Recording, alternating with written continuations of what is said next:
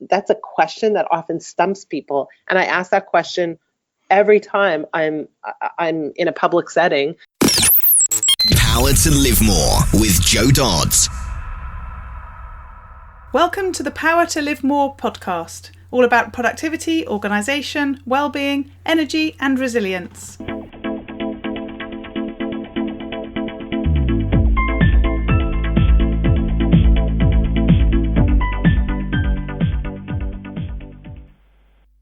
I'm Jo Dodds, and I started this show to enable interesting people to share their stories about how they use their power to live more, and by that I mean to do the stuff that they want to do more than the stuff that they need to or should do.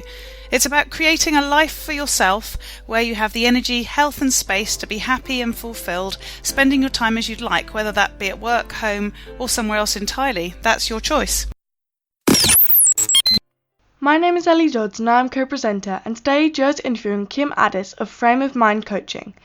Joe found Kim on the podcast guest list that she scours each week to find some of our amazing guests. Kim is the president and founder of Frame of Mind Coaching and Journal Engine Software. Author, speaker, entrepreneur, coach and mother of 5, Kim has 15 years of experience coaching many of North America's most respected leaders. Recognised as an expert in the area of thought mastery, Kim uses her unique philosophy and quirky coaching style to help her clients deal with core issues and shift their thinking in order to yield extraordinary results. Back to the studio. Today I'm interviewing Kim Ades of Frame of Mind Coaching. Welcome, Kim. Thanks for joining me. I am super excited to be talking to you today. You have always been in my field of vision, and finally I get to talk to you. Brilliant. Lovely. So tell us a bit about who you are, what you do, and crucially, where you do it. So I'm in Toronto, Canada, and I run a coaching company called Frame of Mind Coaching. We have a team of coaches that have all been trained and certified in the Frame of Mind coaching method. And essentially what we do is we coach leaders, executives, like the highly driven population. And what we do is we look at how they think and how their thinking impacts their outcomes so that they can build up a level of mental strength and stamina in order for them to reach their goals quickly and easily. Lovely.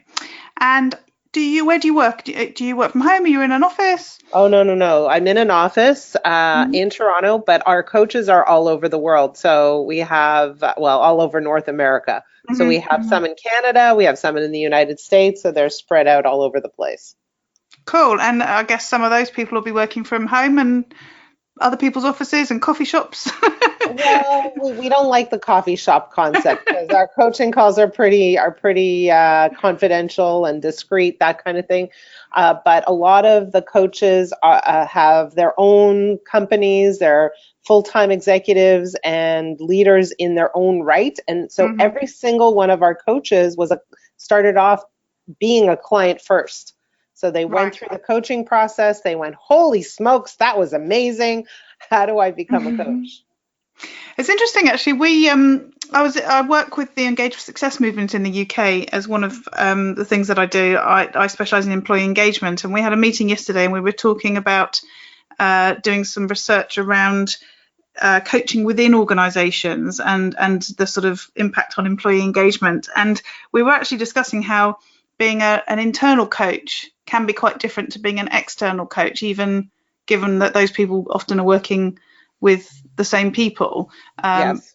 But you're sort of coming at it from a different perspective. So it's quite interesting to hear that you've got people who were in one role sort of being coached and are now sort of outside of that with their own business. Have people moved from corporate to this as well? So let me clear that up. So they coach for Frame of Mind Coaching while they are doing their own thing. So for example, I have one who owns an optometry business. I have one who owns a property management business. I have one who owns a financial services business. So they're all in their own industries doing their thing, and they're coaching also. And the ideology, just to go back to this whole idea of employee engagement, is that leaders are better when they have coaching skills under their belt. Yeah. Right? So what we want to do is not only we want to help to create internal coaching environments, but ideally we want to help all the leaders in organizations learn how to coach. which looks very different, so that they don't have to go away from their leader to get the coaching they need, but they build that kind of relationship with the person they're reporting to in order to kind of together collaboratively reach joint goals. That's a whole different picture. Yeah, absolutely. Well, I will bear that in mind when we kick off our research, because we weren't looking to go outside of the UK, but Yeah, never want to look a gift horse in the mouth. Please knock on my door. So how did you end up doing what you do? What was the sort of journey to being in this place with these people now? Yeah, so I mean, I'm call me a serial entrepreneur. So before I started this company, which I've been doing this for 15 years, but before that, I owned a software company, and we used to build simulation-based assessments for the purpose of helping companies make better hiring decisions. And we were building simulations when simulations weren't even popular or cool yet, like truly at the leading edge of this technology. And so we were looking at, what makes a top performer? Is it their skill set? Is it their intelligence? Is it their personality? What is it? And so we tested for all of those things, and we discovered a very important thing. So for different roles, maybe different characteristics or strengths are important, but across the board, no matter what the role was, no matter what the position was, no matter what the industry was, there was one key characteristic or strength that overshadowed everything else, that could determine or tell us, was a very strong indicator of top performance, or let's call it exceptional performance. And that was, if a person had a high degree of emotional resilience, they would be more likely to succeed than others by a significant amount. And so that finding was very interesting, because we tested people in all kinds of industries at all kinds of levels in organizations.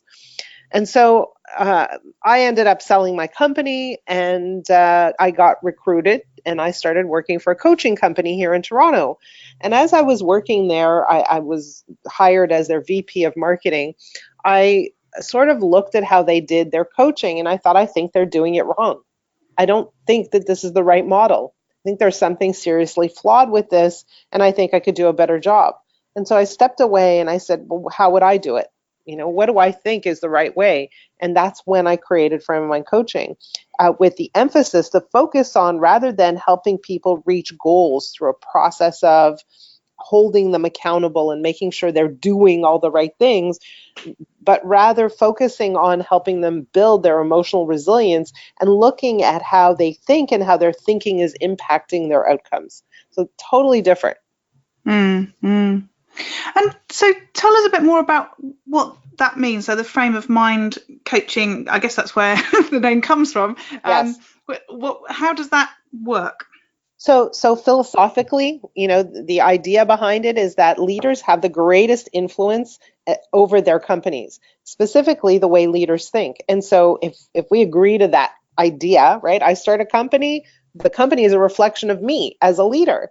And so the good parts and the bad parts, the places where the company is healthy and the places where the company isn't so healthy, it's all a reflection of the leadership. And so what I want to do is I want to look at how a leader thinks and how their thinking has a trickle-down effect in their organization. And so essentially that's what Frame of Mind Coaching is to look at how leaders think and how their thinking is impacting everything they see, hear, smell, taste, and touch, and then help them to align their thinking with their goals and desires. Because when you see a problem, when you see, let's say, a place where a company is stuck or even a person is stuck, that is a reflection of their thinking. And all it needs is a little tweak. And how do you do that? How do your coaches work to help people to do that? Great question. So what we do is we start off with a 6-month coaching period, and that 6 months is broken down into 2 components, the first 10 weeks and then the rest. So in the first 10 weeks, there's a call once a week, and we record every call. Why do we do that? So that we can invite our clients to start to listen to the recording so that they can hear how they sound, the words they use, the stories they tell, the perspectives they have, and they can start to pick up where they keep getting stuck over and over and over again. So we really want to increase their self-awareness through this process of listening and observing themselves. The second thing we do is we ask our clients to journal in a private and secure online journal with their coach every single day for those first 10 weeks. So imagine at the beginning of the week, they're getting a journaling question or a prompt, and they start journaling. Their journal goes to their coach, who then reads and responds to their journal every day. So what happens is that the coach is gathering a ton of information, and that information, that data, allows us to connect the dots. So what's really happening? Where do they get stuck? Where did they get trapped? How do their beliefs influence their behaviors and then their outcomes? How does this all work together? How is this person wired? And how, in what ways is their wiring helping them? And in what ways is their wiring getting them into situations or emotional states that cause them problems? So when someone is journaling with you every single day, what happens? Your relationship becomes very intimate, and that relationship allows the client to move at a very, very rapid pace because they're stripping down and really taking the time to look at themselves in a safe, totally safe environment. And so they travel very quickly. After those first 10 weeks are over, we slow it down. We have a call once every 2 weeks. Calls are still recorded and they're still journaling. Maybe they slow it down a little bit, but not that much. It's just what we're focused on now is how do we take what we learned in the first 10 weeks and start really implementing it or integrating it into all the nooks and crannies of their lives. So typically leaders come to us for a business or leadership assistance, but then they start to notice, hey, the way I lead is very, very linked to the way I parent and the way I show up as a partner at home and the way that I treat my parents, all of it, right? And so we touch on all of it. There's no distinction for us between a leader and how he or she operates in a work setting and how he or she operates in a home setting. A lot of my guests talk about journaling as being something that they found really useful, but I think some people also don't want to see the value of it because it's, writing, Right. every day or whatever. Sell that concept. You've started to, obviously. Yeah, well, it depends who I'm talking to, right? Am I talking to a coach or a consultant who says, hey, should I get my clients to journal? Let me just say that from a coaching standpoint, it's absolutely a game-changing piece of the coaching process, because if I don't know my clients well, there's no way I can coach them effectively. And that journaling allows me an insight that's unprecedented anywhere. So from a coaching or consulting standpoint, getting your clients to journal, I don't even know how people do it without a journal. So that's part 8. But as a human being, why do I journal? Because journaling allows me to unload all the, call it crap, that I live with day in and day out, and we all have it. There's no exception. And it allows me to redirect myself, point myself in the right direction, and it gives me a place where I can observe, where I can observe how I'm showing up, where I'm oriented, what direction I'm pointed in, and it helps me to redirect to where I want to go and to the goals that I want to achieve, rather than sitting in this mucky place that we all find ourselves in periodically. That was a pretty good pitch. Thank you. And let's link it back to the emotional resilience. I mean, it's something that I talk about in relation to leaders all the time. And I think it's so important as business owners as well to be really resilient. And I think even sort of more important than ever, because there's so much going on around us and changing all the time. What's your sort of view on how important it is? Obviously, it drove your whole business in the first place. So, tell us a bit more about your thoughts on that. Yeah, so I mean, let's kind of define emotional resilience for a minute. What is that? Emotional resilience is the ability to get back up from adversity. So a person with a high degree of emotional resilience, everybody falls, everybody gets knocked down, but that person will be able to rebound quickly. And not only that, leverage the adversity, do something good with it, turn it into an advantage. And so that requires the type of thinking that is significantly different from, let's call it the average population, where they see their situation and go, okay, so this happened. I'm not going to sit in that muck for very long. I'm going to take it and run with it and turn it into something that is useful, no matter what that something is. Yeah. Right? Yeah. So, And yeah, so carry on. Sorry. you even see parents who lose their children to suicide or to, some kind of illness. And what do? They decide to make it their mission to make a difference, right? So, right, that's what they do. They turn it into something that has meaning and purpose, where yes, they've had a terrible experience, but they turn it into something that has value for others. Yes, yeah. So that absolutely makes sense, and that to me would naturally be people who tend to be more optimistic and forward thinking and all that sort of thing. Where you have people where that isn't natural for them, how developable is it? Because it needs to be, but it sounds really difficult. Yeah, you know what? It can be difficult because some people just have a natural tendency to look at the dark side of things. The question that I always pose to my clients is that view getting you where you want to go? And so for me, coaching, and I've tried to say this to people, it's hard to understand. It's a little bit of a math problem, right? So, and let me try to explain what that is. The beliefs you have end up leading to the expectations you have, and then to your behaviors, and then ultimately to your outcomes. And so what is a negative point of view? What is this ideology of being negative or pessimistic? It comes from a set of beliefs, right? So I believe things aren't going to turn out well. That's what being pessimistic is, essentially. And but that belief doesn't line up with your goal, period. It just doesn't work out. Right? They don't go together. It's a mismatch. Yeah. And so you might have several beliefs about a thought or an idea or a goal. And if those beliefs do not line up with that goal or desire, you'll find it a lot harder to reach your goal or desire. So when we look at all your beliefs and we add them up, do they line up with your goal? Is there something in your beliefs that's slowing you down? So it's literally, if you assign numbers to your beliefs and some of your beliefs are negative, the equal sign isn't going to work out, right? Yeah. And I've never said it quite that way, right? It's the first time I share this thought publicly, but it's really a math problem that says, hey, if I have a goal, and usually what do people do? They say, okay, I have a goal. What are the things I need to do to achieve this goal, right? They take action. Okay, I must not be doing something right. There's, okay, fine. I'm going to put a plan in place. I'm going to do all these things. However, what the structure is that doing or action follows thought. So first we think, then we behave, then we take action. And if our thoughts aren't lined up with the goal, no matter how much action we take, we're not going to get the outcomes we want.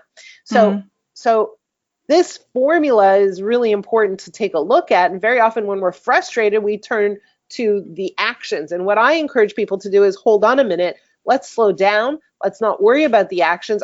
Your actions tell us how you're thinking. Let's start with looking at how you're thinking and what you believe to be true. If your beliefs don't line up with your goals, that's where the first adjustment needs to take place. It's kind of like saying, I have back pain, I have shoulder pain, but you know what? Your shoulders rest on your, it's all lined up, right? And your back sits on your hips and your hips sit on your legs. But if you have some kind of strain in your knee and you don't fix your knee, you can do a million things to your shoulders. It's not going to help, right? So this is what we want to do. We want to look at the foundation. We want to look at the starting point, which is, what are your beliefs? And are your beliefs enabling you to reach your goals? If not, we need to make a little bit of an adjustment. And how do we do that with the beliefs then? I've been sort of applying what you've said to my mum, my late mum, so she's not going to be listening to this, okay. who complained about everything and moaned about everything, and also believed that it was all going to be terrible. And obviously, as you've just said, quite often it was, because that was her belief. Yeah. I couldn't ever change anything, but maybe I wasn't aiming at the belief. Maybe I was aiming at, as you say, the action or the sort of the discussion about it, not the fundamental belief. How do we get to that fundamental belief? Well, so to me, what's interesting is, and what I'm curious about is, how did your mother's behavior and actions and speech affect you? That's really, made me the opposite. Well, but how did you interact with her? How did you deal with her? And so that's the interesting part, because we are often exposed to people who are negative, right? Mm-hmm. It happens. Mm-hmm. And the question is, how do we interact with those people? Right? How do those people affect us? Do those people kind of infect us in one way or another? Or do we try our hardest to change those people? Right? And Yes. and if we allow them to infect us, it's not very good, because then we're infected and we become negative too. But the alternative, which is we try to change them, is also not good, which says we're not good with somebody else's negativity. So in other words, we need someone else to change in order for us to be happy, right? And so it's a bit of a trap, and we all get stuck in it. We all want somebody else, whether it's our children, our parents, our spouses, our partners, our colleagues at work. We all want them to behave a certain way so that we can be happy. And the moment we let go of that, our happiness increases. And the moment we say, okay, they're negative, that's okay. I don't need them to change in order for me to be happy. Their negativity actually decreases, right? It's a weird thing. Yeah, no, absolutely. And I mean, I think some of the benefits to me ended up being, apart from the fact that I was optimistic anyway, it was about getting practiced at coming up with sort of different solutions. And if that, wasn't going to work, another solution, and being sort of open to, there's many ways to resolve things personally. Well, what your mother did was she provided a lot of contrast for you. Yes, and you sort of looked at your mother and you said, I don't want that. I want this other thing. So I'm going to go that way. Mm-hmm. But a lot of people don't have the ability to make that turn to say, here's what I would rather have. Instead, they look at their mother and they just say, I don't want that. I don't want that. I don't want that. That can't be. We've got to change it. And what they're doing is actually focused on the very thing they don't want. Yeah. But as you say, it's about that fundamental belief system in the first place, and that's so challenging, I guess. And as you say, we can't change it for other people per se, but I guess it's about asking them and supporting them to enable them to change. Well, if they want to change, great. If they want to change, yeah. If not, that's okay too. So what do you do in a coaching situation where somebody doesn't want to change? I guess if they've asked you to come and coach them and then they don't want to do the work, I suppose that's telling in itself. Well, what I do is I say, what is your goal?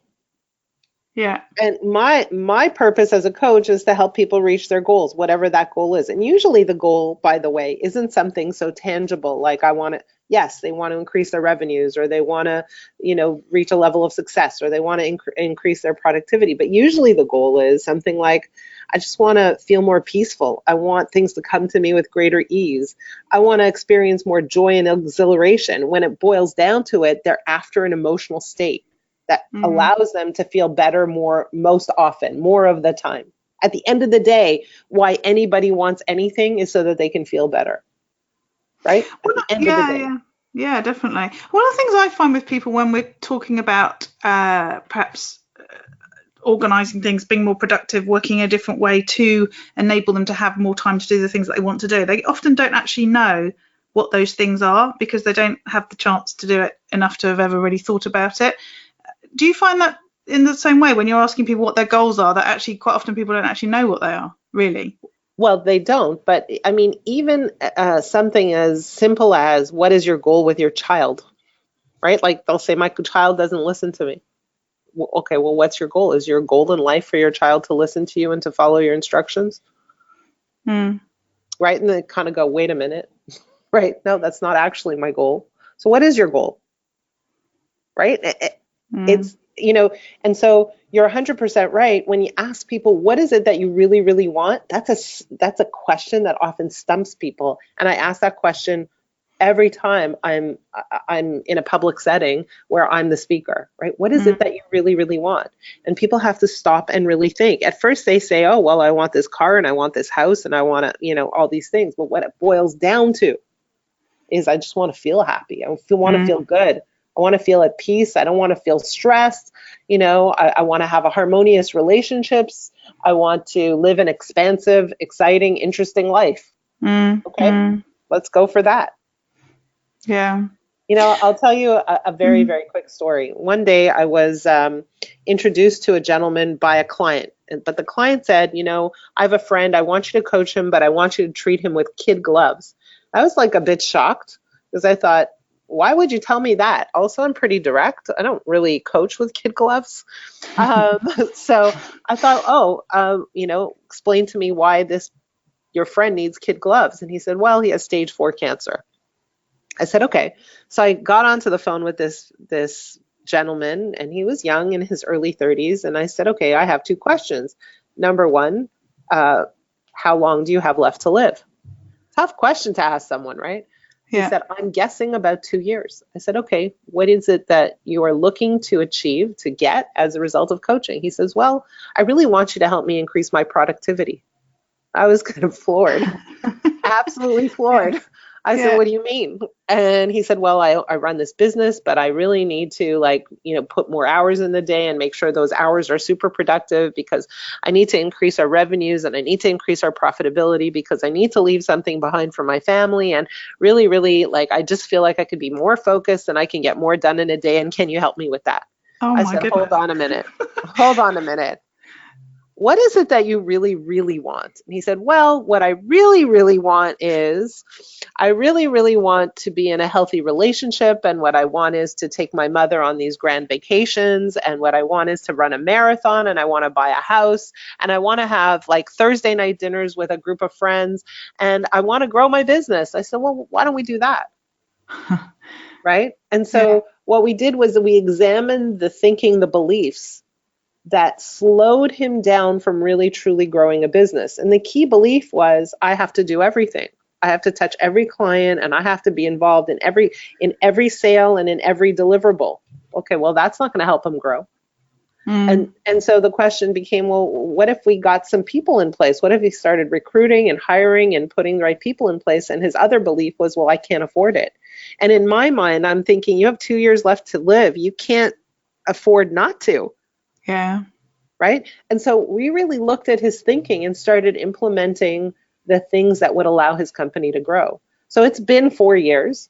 And not only did his company grow, he sold a good chunk of his company and got the cash that he was looking for his family. He bought a house. He's in an amazing relationship. He ran a triathlon, and he took his mother on 2 amazing trips. Wow.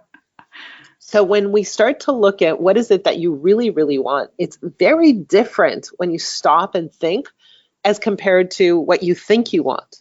Yeah. Right? Or what is expected of you, or what other people want from you. It's a different kind of conversation when you really dig deep and say, what is it that I want for me? That's the fact that 4 years later, as you say, all those things, that's such a different outcome to the original discussion as well, isn't it? It's quite profound. Totally different. So when we were preparing for the interview, you mentioned that you don't recommend seeking a work-life balance, and I'm starting to understand what you're probably going to say instead from what you've told me already. But tell us a bit more about that. I personally don't talk about work-life balance either. I talk about integration, because I always think that there isn't a balance. It's what you need to do at the time for the things that suit you, depending on what you want. Yes. What's your thought? My thought is this, is this idea of balance is a little misunderstood, and I think way overrated. So let's just say you're walking through a park, and I don't know if you have this in the UK. We call them seesaws. Do you have seesaws in the UK? Yes, we do, yeah. Okay, so you see a seesaw, and you see 2 kids on the seesaw, and what happens when those kids are in perfect balance? Have you gone? No, I'm still here. Oh, sorry. I'm looking for a cool answer. What happens? It's boring. It's boring. Nothing happens. Right? It's not exciting. So is it good to kind of get to that state periodically once in a while, just for a short breather? Sure. But really what we're after is being able to handle the highs and lows that the seesaw offers. Let's call the seesaw life, right? So it's the ability to be thrilled at either end of that seesaw, to handle the bumps when you drop down, to be thrilled on the ups right? And really that's what we're after. We're after the resilience to be able to handle all that life throws at us and live it with a sense of glee, passion, and joy. That's what we're after. We're not really after balance. Yeah, okay, periodically. Let's pause for a moment. Good idea, but we don't want to live in the pause state. We don't. No. That's such a great illustration of that. I wrote an article for my website recently, in fact this week, about work-life balance, integration, whatever. And I was referring to, I can't remember what his name is, Vardy, the productivityist, and he talks about changing gear, which I've always liked as a story in terms of, not having balance. I think I even love this better. The visual that sort of creates, as you say, of those children sitting there balanced. Right. I mean, it's great, but now what? Right. Yeah, exactly. So tell us about your life and how you organise yourself to have those highs and lows and not that boring balance. Well, I can't even have that boring. I have 5 kids, and let me tell you, they don't allow for boring. So how do I organize my life? So, for me, it's something that I constantly need to remind myself of, is to take the time for myself. I need the time for myself. And when I take the time for myself, then my productivity dramatically increases. So it's a little bit counterintuitive to slow down in order to speed up, but that's really the principle.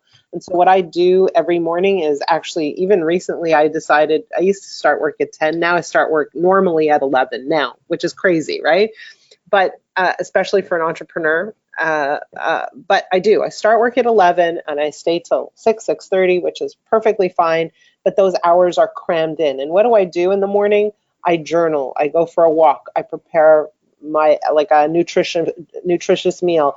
I write a little bit. I think a little bit. I kind of put some ideas together. But I take that time for myself.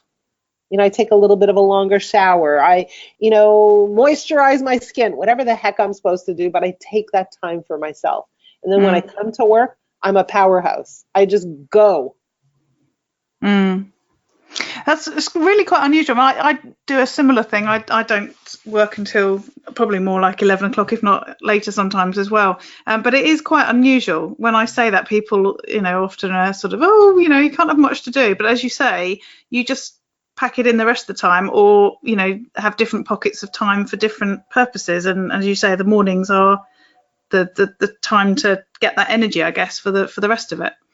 Well, exactly. And I just think, normally, I mean, before this, I just gave so much of myself to everything, right? That's just the way I'm wired. And so I realized I just need personal time, even going for a 30-minute walk with nobody around, nobody to talk to, just me and myself. No even music, nothing, just me and my thoughts, and sometimes no thoughts, just looking at, hey, how come that tree has no leaves and this tree has a bunch of leaves and it's the same time of the year, whatever it is, but just giving yourself time and space to just breathe and process, so that you can come back full steam ahead and just really, I can't tell you how much my productivity has increased by doing that alone. So you're managing a business which has got representation across a wide geographical area. You have people who support you. How do you make sure the things get done that need to get done? And from what you were saying earlier, that it isn't always you that's doing them. Yeah. So I have a team. So I'm not the only coach. We have a team of coaches. We have someone in charge of operations who happens to be my husband, which he's amazing, full operations. We have our software that we use for journaling. So he takes care of all development on that product. He takes care of all our clients. We license out that software to other coaches, speakers, trainers, etc. And he takes care of all the financial aspects, so it's amazing. And then we have someone who does sales, and we have someone who does all the digital marketing. So my job is to steer the ship. My job is to make sure that our intellectual property is always being developed. And my job is to be the voice of the company and provide coaching and training to the people on my team. And how have you reached that point from starting presumably as it just being you? Because it can be quite hard sometimes to divvy that stuff up and then sort of step away. Oh, I love stepping away. Well, you know what? Like, I always have this kind of ideology in my head is like, I'd really like to do X, Y, and Z. I need to find someone to do X, Y, and Z. So I have that mentality. I've always had that mentality, and I know that the value of my company increases when I have things in place that are, let's call them automated or not dependent on me. So my whole entire purpose, even today, like I'm still not quite there yet, but my whole entire purpose is to replace myself. You have to replace your husband as well, otherwise you won't be able to go and do stuff together. Yeah, he's pretty good. He never leaves my side. We're together 24/7. I travel a lot, and as often as we can, he comes with me, so it's not a problem. He does a lot of work virtually, so he's got a suitcase ready to go anytime I say so. Excellent. So what about technology tools, apps? You said you've got your own tech for the journaling. What other tools do you use and recommend? So that product is called Journal Engine, and that's something we created in-house, and I can't coach without it. It's a huge part of what we do. The second thing that we use quite a bit is LinkedIn. We're on there all the time, connecting with people. We have a LinkedIn group that we've started, and so that's a huge kind of app that we use on a regular basis. Last but not least, I mean, I have my own podcast, so we use Zoom. Yep. We use Zoom, yeah. And we've discovered, I used to do podcasts that were just audio, but we discovered that video, for whatever reason, has some kind of appeal. And every time I see myself on video, I'm like, oh my God. But okay, let's go. Yes, yeah. I keep like I said, I think on the last podcast, I keep starting stuff on video because I know it's really important, but I hate it so much that it never carries on. So I've come to the conclusion that I'm just not going to do video. I had to overcome that hump. Yes. So last couple of questions. What about those days where it all goes horribly wrong? How do you deal with those days? Well, I honestly journal myself. And so what I do is I just kind of like take the time, I go write it all down. So I have a kind of like a very quick fix methodology for journaling. It's called dump, and then dump the dump. So what does that mean? It means when you have everything going wrong, write it down. And when you think you're done, no, keep going. Like, just keep going. Just get it all out, all completely out of your system. And then literally write the words, it's time to turn myself around. And then start focusing on what you want instead, how you want things to go, what your plan is, what your course of action is, how you envision things to be that are better than they are now. And so I literally use my journal to bring myself to a better state. And I just need to do it alone. Sometimes it helps to just talk it out, like just to unload. But at the end of the day, it's my journal that helps me point in the direction where I want to go. Yeah. Do you? I can't remember if the phrase has come from America or not, or whether it's one of ours. The thing about eating your own dog food. It's good to hear that you are doing that, as in using your own process. I'm pretty sure that's a British thing. We don't really actually eat it, but you know what I mean. Yeah, I'm joking. And what about those days where you get to live more, and that's where you get to do more of the things that you want to do and less of the things that you feel you should do or you have to do? What does that day look like for you? You know what? That's almost every day for me. Not exactly, but it's almost every day, or I would say it's most of every day. How about that? Most of every day, because I view my business, Frame of Mind Coaching, as my personal playground, the one I created, the one I invented, where I get to go, stretch, explore, examine, all that stuff. So, imagine going to the gym, and a gym with all the equipment that you love and you've created on your own. So by and large, I get to have those days most of the time. Of course, in a day, things happen. You have kids who call you in a crisis, and, that's not ideal. But hey, like, I wouldn't want them to call anybody, right? Like, I'm happy to be the one to be there for them, and on and on and on. But generally speaking, I have crafted a life that is a reflection of my own desires and goals.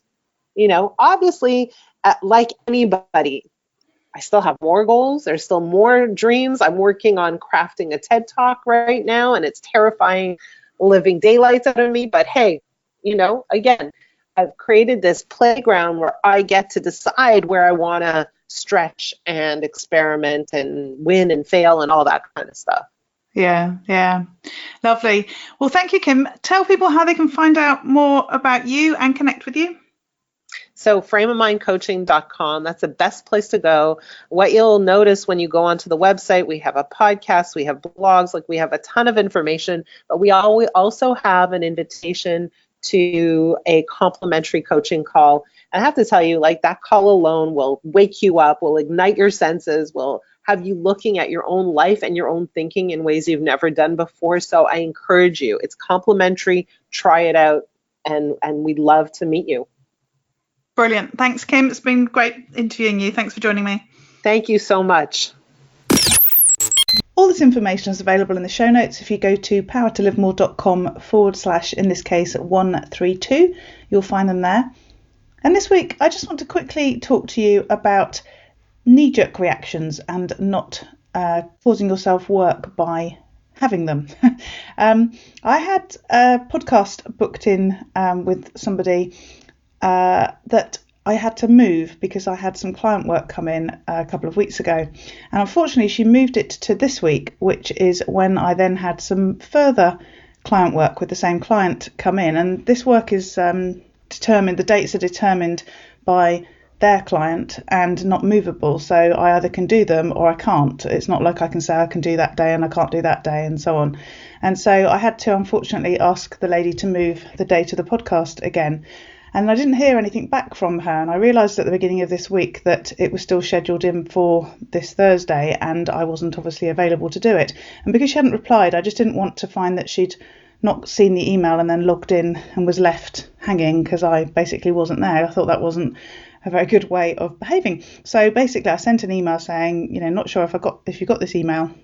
I'm really sorry I can't do this podcast because I'm with the client, but please do. I don't think I even said please do rebook. I think I just said just checking you've got the email so that you know that I won't be there on Thursday, because I sort of worked out that she wasn't going to rebook if she had read the email, because she hasn't. And instead of just getting an email back that said, yeah, don't worry, I've seen it, thank you, which I think is what I would have done, I actually got a quite vitriolic email back saying, not vitriolic, that's me exaggerating, that's how I felt about it at the time, saying that she felt really let down by me and didn't want to do the podcast now and only wants to do things like this for people who really want her and all that sort of stuff. And I'm actually, I get what she's saying, but also I can't, the podcast is a marketing tool and something that I enjoy doing, and it's a marketing tool not just for me but for all of my guests. It's content that we're creating that sort of showcases who we are and what we do, and so it's a benefit for people to come on the podcast, I would hope. Otherwise, why would they come on it?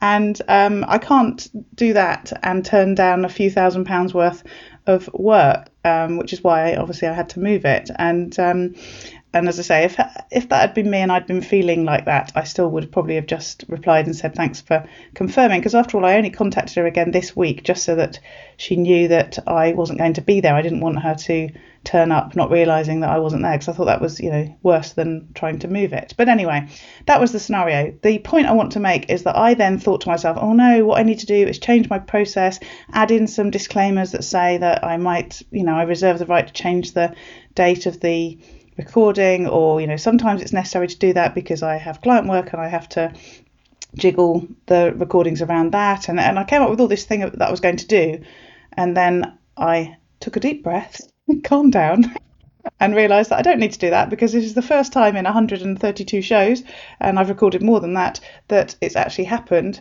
And the chance of me moving podcasts is slim anyway, and when I do move them, generally people are absolutely fine about it, and we just move them and get on with them, and that's sorted. And so just reminded me, and it's a learning point, something to share with you, is when you think you need to do something because of something that's happened or gone wrong or whatever, and it's about to create you a load of work, just take a moment to think, whether it's something you really do need to do. You know, is it something that's going to happen so often that you do need a process for it, or you do need to allow for it, or if it's just a blip that is so rare that you really don't need to worry about it. And that's the conclusion I've come to for this. So I have done nothing about telling future guests that I may have to change the podcast recordings, because generally I don't. So hopefully that's helpful to you. And the show notes again for this week are at powertolivemore.com/132. And we look forward to speaking to you next week. Use your power to live more.